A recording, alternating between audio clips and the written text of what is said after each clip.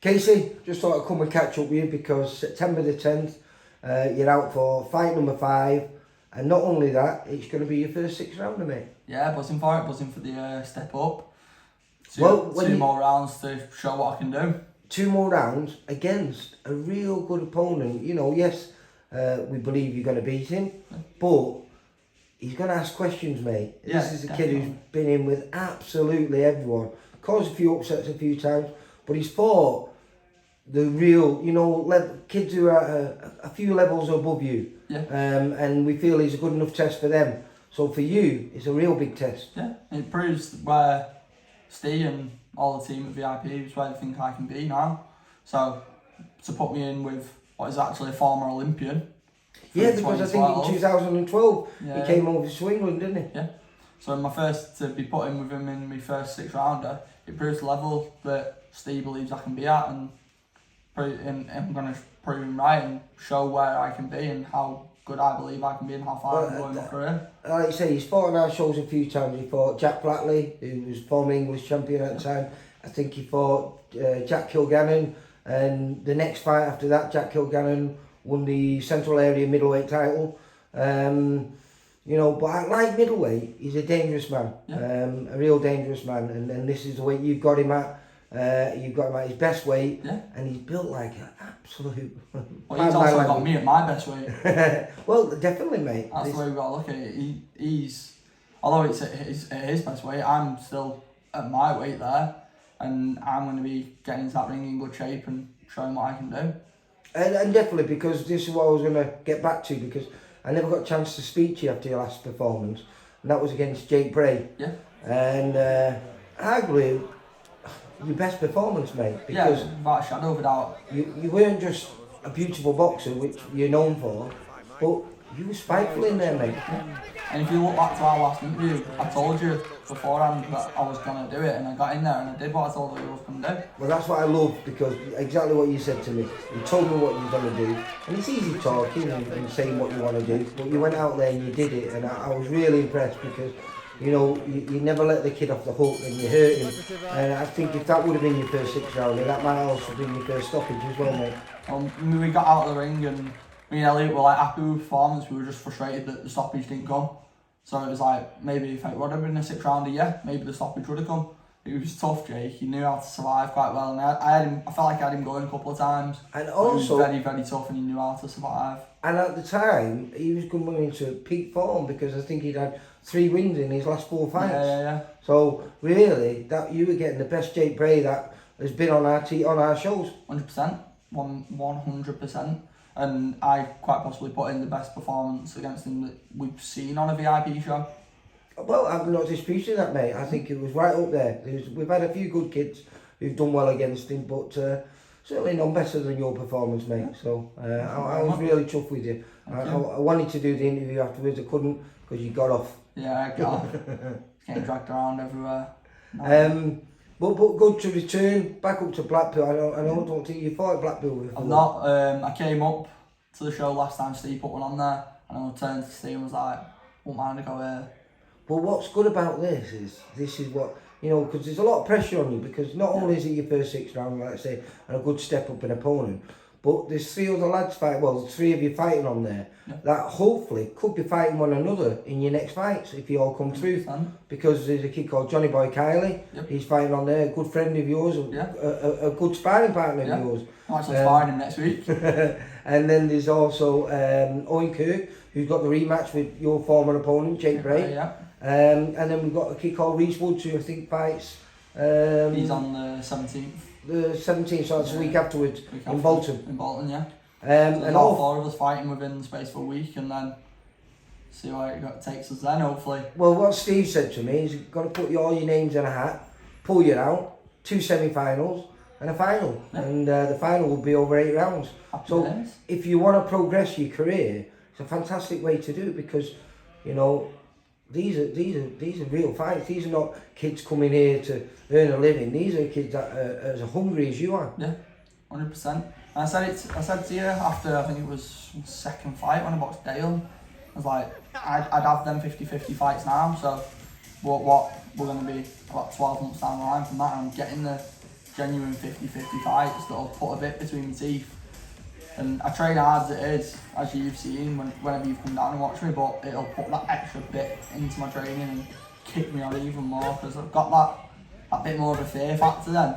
Yeah. Like, I don't want to lose that I want to be the one that Steve's putting forward in the near future to box for a central area title and then move on.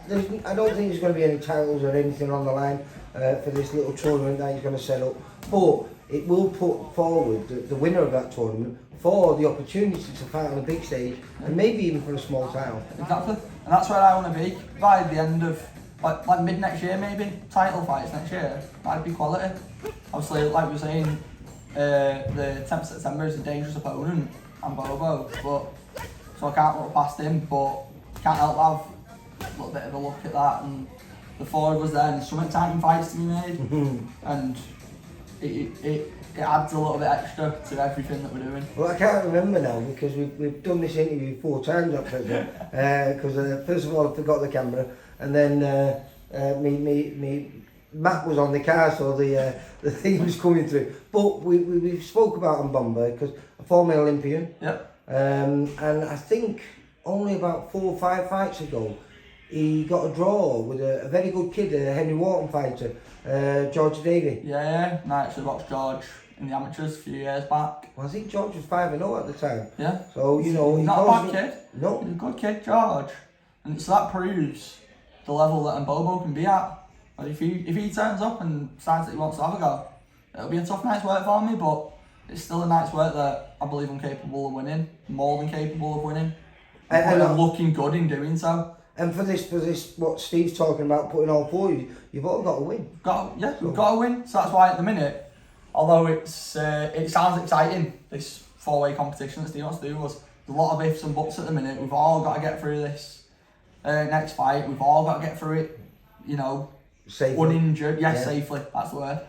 So, and then got to get it in the heart. We've all got to make the weights and stuff. So there's a lot of ifs and buts, but it's exciting. It's exciting times. What's exciting for it is if everything does go well, the winner then in 2023 could be, like I say, set up for a big year for him. Set up for a big year, looking maybe TV fights, potentially, area title fights. And for someone like yourself, this is because realistically, out of the 4 of you, there's Johnny Boy, Owen Kirk and Reece Woods, you're the most experienced. Yeah. You're the kid with 100+ amateur fights under your belt. Yeah, and like coming across wrong, I'm the name that they're going to want to take.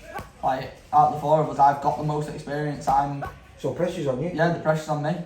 Do you like that? Yeah. Pressure makes diamonds? Pressure makes diamonds. It's one of them. It's like, I've always been performed under pressure. From being a kid, I played rugby from being 7. I was under pressure playing then. Also, I've been here since been 10. I've always been under pressure. I've always been out boxing on good cards and against good kids. Always from being a kid. So I'm not looking past Surgeon Bomber because I'm a bit silly. No. I know you're not. No. But say everything goes well, you get the win. You get the win that you want. You come out of it injury free. Out of the 3 opponents, who would you prefer? Any of them. No idea. No.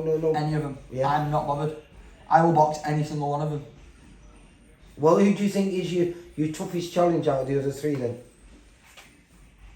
I don't know. They've all got good attributes. So they all bring something to the table, and we'll have a little bit of time in camp to work on it, and me and Elliot will put a game. You've got a smile on your face already, haven't you? Yeah, absolutely. I think in my head, I'm in the position. Yeah, like we just said, I've got the most experience. I'm probably the biggest scalp out of the 4. Like, if one of them was to beat me, that'd be the big scalp. I've got the target on my back, so I've got something to live up to, and that puts excitement in me, and it's something I want to live up to. I want to be in that position. I want to be moving forward for titles, and this is just stepping stones, big stepping stones nonetheless. 2 big stepping stones, but like I say, I think that amateur pedigree will help you because of the experience that you've got. And going forward, it's not just being ready for those other 3 opponents. It's for if you win, it's for being what's ready comes after that. Yeah. Look at the 3 kids though. You've got Reece, you've got Johnny Boy, and you've got Owen. 3 completely different styles. Totally. So me having 103 amateur fights, I've seen pretty much every style that there is to see. I'm going to be able to adapt well to whoever I get. Right. And me and Elliot will put together the best game plan possible, and we'll go out there and we'll get the win. Preparation's gone well for this one? Yeah.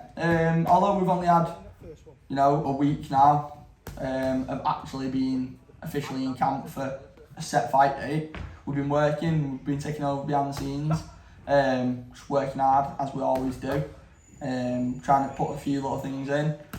Are you a great believer in, we talk about this, and I know it winds up a few people, but when you talk about camps, you don't believe in camps, do you? You stay in the gym all the time, yeah, so after a fight I'll have a little bit of a week out, and then I'll still be active during them weeks. Like, even if you've not got a date? I won't just sit down on the couch and just do nothing. I'll still be out, I'll be walking everywhere. So, go and play golf with me, brother. If I'm out like that, the week after my last fight, I think I played golf 3 times. So I'm still covering a lot of mileage there. But I'm always doing something, and then after that, we're back in. Stay ready so you don't have to get ready. So what can I expect in this then? Because you told me last time you were going to be more spiteful, you were going to be more busier. Keeping building on what we've been doing. Yeah. Better building. Every camp or every time me and Elliot rebuild after a fight, we take it back to foundations, working on that good solid jab, but improving the fundamentals every time. And we spend 2 or 3 weeks focusing on it every time. Well, I remember you telling me, because you were perfect for the point system when you were as an amateur. Yeah. And you were adding that, last time you were talking about body work and body punching and being, like say, a little bit more spiteful, and you showed it in that fight. Is that improving now? 100%. We've been working on it. Does that feel more natural to you? Yeah, it's one of them, we're still getting to grips with it a little bit. It was like you just said, I used to be perfect for that clicker system that we had in the amateurs as me growing up as a kid, but me and Elliot we just keep working, we keep trying to improve and keep learning every day when we're in the gym. Well, we're still in that sort of little transitional phase. So it'll be near enough 12 months, 2 days shy of 12 months to the day from my debut. So I made my debut on the 12th of September last year. 5 fights in the first year. 5 fights in the first year. 5 fights in 363 days. So we're getting there, but we're still edging through that transitional phase a little bit. Mm-hmm. So we're still getting to grips with the pro game. We're working on, setting the shots up. We're getting that jab going more, setting the shots up. It's coming. Casey, well, let's say, what I loved is what you told me you were going to do. You went out and did. Yeah. So, you're going to see more of the same again this time. Well, I hope so. And hopefully I'll be chatting to you on September the 10th in Blackpool, and I'll be saying win number 5. Definitely. Casey, you take care, mate. Cheers, for all boxing info, news and latest interviews, amateur and pro, across the north, click and subscribe. VIP Boxing Promotions. Also Twitter, Instagram and Facebook.